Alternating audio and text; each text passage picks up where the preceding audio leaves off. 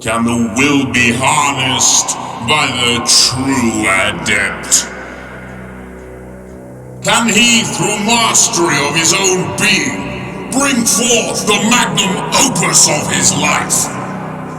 If he but drive that mantle, may he, by strength of his own accord, ascend beyond his fellow men, soaring above past defeats, becoming greater than he hath ever been. Can he yet reach the pinnacle of his becoming, a light in fire and flames, a great beacon amongst men, true and honest unto himself, greater than his own weakness? Aye, must he tread this path, alone to touch the heights of his unfoldment? Must he by his own steam rise, lest he be quenched by his own appetite? Must he move as the gods move, thus becoming as they are? Shall he shape himself unto self-deity, growing ever greater by his own striving, lifting his mind unto the clouds, and fixing his purpose upon the higher mind? Lo, is he not relieved in the greater potential of himself? He lifteth himself unto the heavens, yea, doth he raise his mind unto the will of the gods? Doth he absorb all by his ultimate nature, bringing forth the God-man within? Thus he is raised unto the man of light. He ascendeth beyond the mortal coil, claiming the birthright of kings long past. By his own striving doth he become a figure of light among the star-born. A God-man in truth shall he be, realizing the beyond, where eternal is his dance, eternal is his fire, and forever burneth his heart in the embrace of immortality. Aye, knoweth he his true power, knoweth he his boundless scope. Is he not the God-man, free of limitation, bearing naught that may shackle his mind? By his will alone, let him raise his consciousness beyond the stars. By his path alone, let him forge the way. His true will, his true nature, these be the keys to lead him unto the very heart of the heavens. Yet beware. Is he not betrayed by his own faltering? Is he not undone by doubt and fear? Thus must he move beyond his past, lest he be forever ensnared in the web of his former life. By strength of will alone must he escape the paradigm of his old existence. Only then shall he be free. Free to rewrite the life of his choosing, free of the burdens that weigh upon his soul. Only then shall he taste true liberty. Must he shake from him the chains of yesterday, lest his future be muddied in the stagnant pools of bygone days? Must he cast aside all that binds him, all bondage, all ties to time and space, forsaking these as naught? For the universe itself is his home. He must tear asunder the fetters of his witness, annihilate all shackles of the lower mind. Only then shall he be relieved of his baser nature, rising into the limitless ocean of the true adept. By his passions doth he follow, by his nature doth he lead, and no man adrift in the currents of eternal energy. ever flowing, ever seeking, until he is one with the great and mighty all. O sovereignty of the God-man! Doth he live unencumbered, unchained by doubt and limitation? Doth he uncover the secrets of himself, unearth the mastery of his own consciousness? Yea, doth he rewrite a new paradigm, lifting himself unto the stars? Eternal be his grace, eternal in the skies of reigning purity. Thus his purity remaineth unrivaled. The clouds be his brethren, the firmament his domain. Doth he walk the path of the God-man, he who is all and none? Doth he forge in the great crucible of becoming, crafting a sword of his own making? He raiseth the flag of his eternal nature, hidden and cloaked, yet all-encompassing and everywhere. Aye, he lifteth himself upon the road of enlightenment, upon the roads untrodden by the weak. His life is not the earth, but of the heavens. Sustained is he by the fire of his will. He hardeth the tempest of his own spirit, wielding it as a force of might. Powerful doth he become, aye, is he becoming. His wanderings are great, his mind lifted by his pain. Aye, he quencheth his own thirst, seeking nothing outside of himself.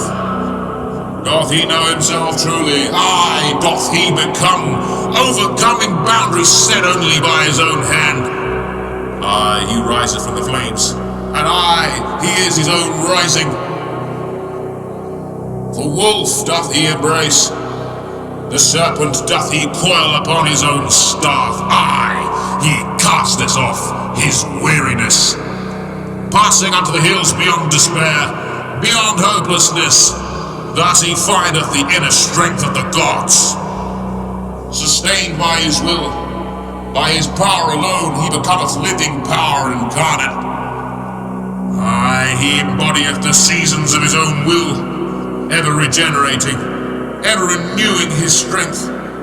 He moveth into the very forces of nature, harnessing the great symbiosis between himself and eternity.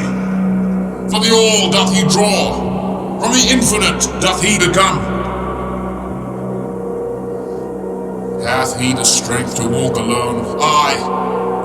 Hath he the will to rest by his own command? Aye. Hath he the patience to be seen through his eternal becoming? Aye. Doth he quell the great typhoon of his own power? Doth he, by the might of his own magic, bend nature to his will?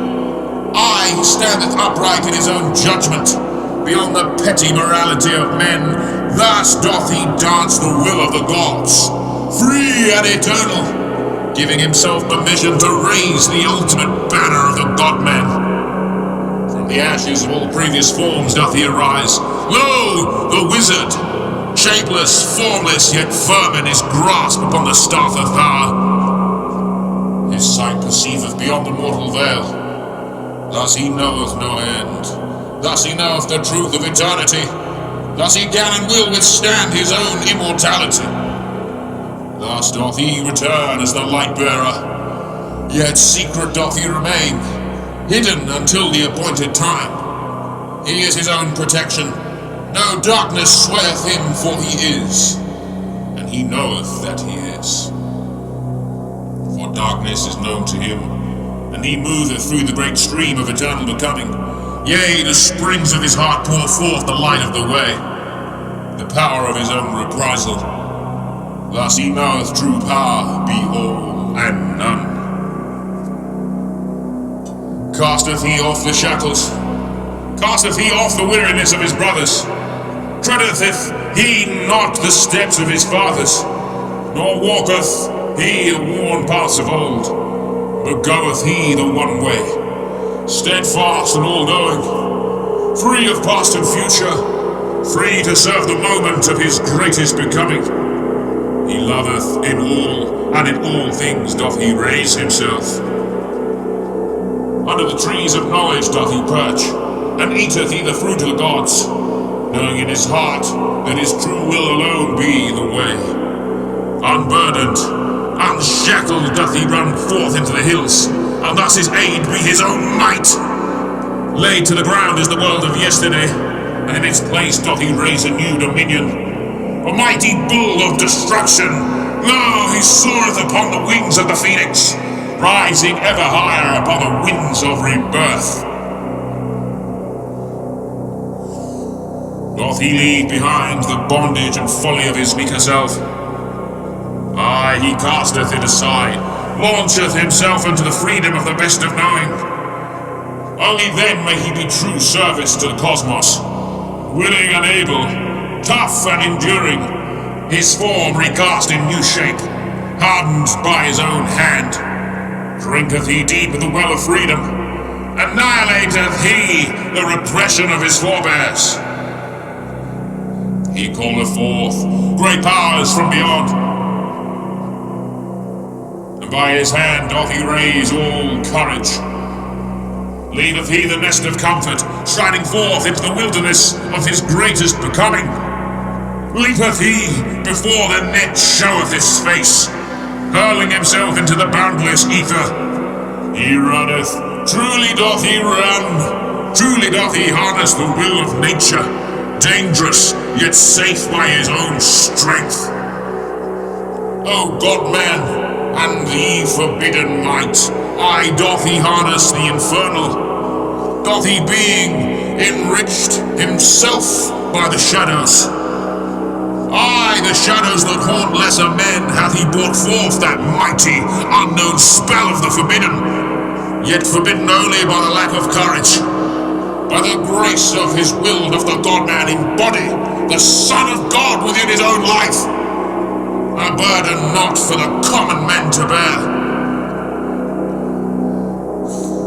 Doth he play the flute of doom? Aye, casteth he forth melodies of the infinite, unswayed by fear. For his rest lieth beyond the mountain. Thus doth he graduate the tallest peaks with his might.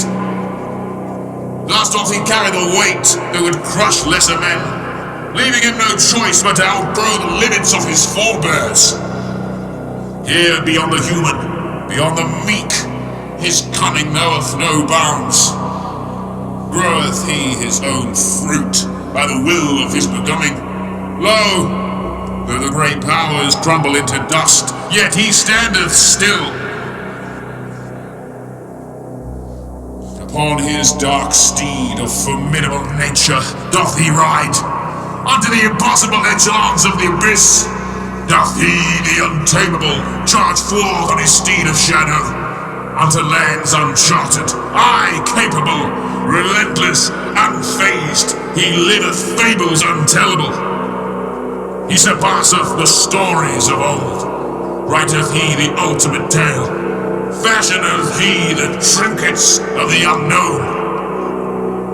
Aye, foreboding is his presence, unbridled is his horse, uncatchable is his wit, for the best knoweth no bounds. In solitude doth he find the will of the gods, in triumph does he find sanctification. The rare timbers he beareth are those of the eternal world. Bloometh he as the flower, riseth and falleth he as the ocean, flieth he as the wind. Relinquish doth he the surrender of the weak. Aye, hath he reclaimed the ultimate power in me. Does he by the tongue of the serpent wield the omniscience of the mighty beast? The love,